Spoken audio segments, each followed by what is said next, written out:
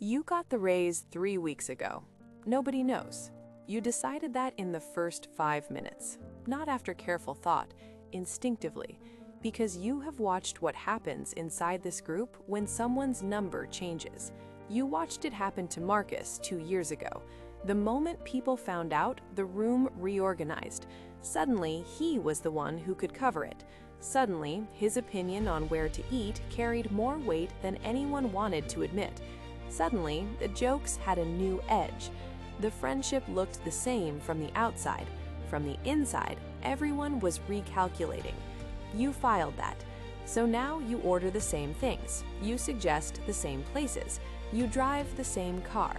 You perform a financial position that no longer exists. And you do it deliberately, every single time. This is not modesty. This is not guilt. This is precision. The person who hides their income has already understood something the group has not said out loud. Visibility does not create celebration. Visibility creates expectation. Expectation creates pressure. Pressure creates a version of the friendship where you are no longer a person, you are a resource. So they stay invisible. They compress themselves smaller than they are, not to deceive, to survive the group at the level they actually want to exist inside it. They are not hiding success. They are protecting the last version of the relationship where the number did not matter. Because once the group recalibrates around what you earn, they never see you the same way again. And you already knew that. That is why you never said a word. The Marcus situation did not announce itself. It arrived through small moments. The first time someone assumed he would cover the extra round. The first time his suggestion about the restaurant landed without pushback. The first time a disagreement resolved faster than it used to. None of it was discussed. None of it was requested. The group simply reorganized around the new information. His income became the signal, and the signal told everyone in the room where to position themselves relative to him. That is what most people miss about financial visibility. It is not the money that changes the dynamic. It is the signal the money sends before anyone processes it consciously. The nervous system receives financial information faster than the mind does. The moment a group learns that one person earns more, every interaction passes through a new filter. Who pays attention when that person speaks? Who defers when plans are being made? Who adjusts their behavior to stay close to the resource? Who pulls back to protect their own position? None of this is decided. It is calculated automatically by every nervous system in the room simultaneously. The person who just became visible did not change. Their position changed. And once a position changes, everything about how a group reads someone. He became a different signal.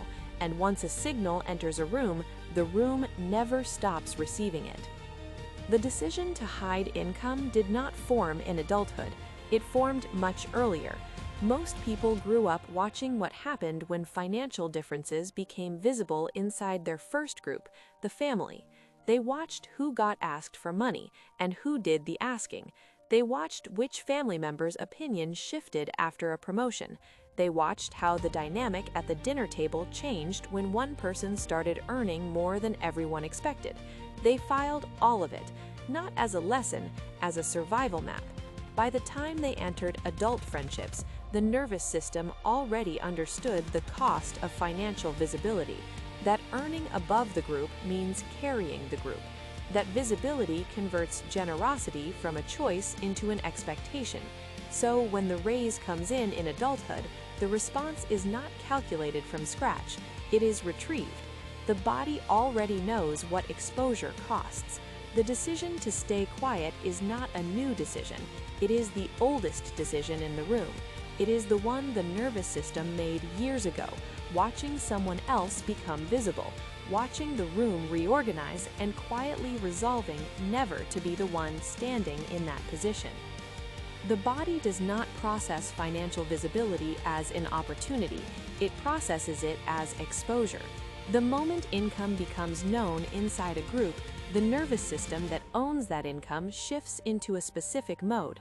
It begins monitoring, it tracks reactions, it reads tone changes faster than before, it notices who gets quieter and who gets louder, it registers every new request, every new assumption, every moment where someone's behavior suggests they have updated their expectations. This is not paranoia, this is threat detection. The nervous system identified that a piece of information entered the room that it can't take back, so the person begins adjusting. They become more careful about what they suggest, more conscious of what they order, more deliberate about when they offer to pay and when they do not. They are not being strategic, they are responding to a pressure the body recognized before the mind named it. The people around them run a parallel process. Their nervous systems registered the new signal too. Requests become slightly easier to make. Assumptions about availability become slightly more comfortable to hold. The group does not decide to extract from the higher earner. The dynamic gravitates there automatically.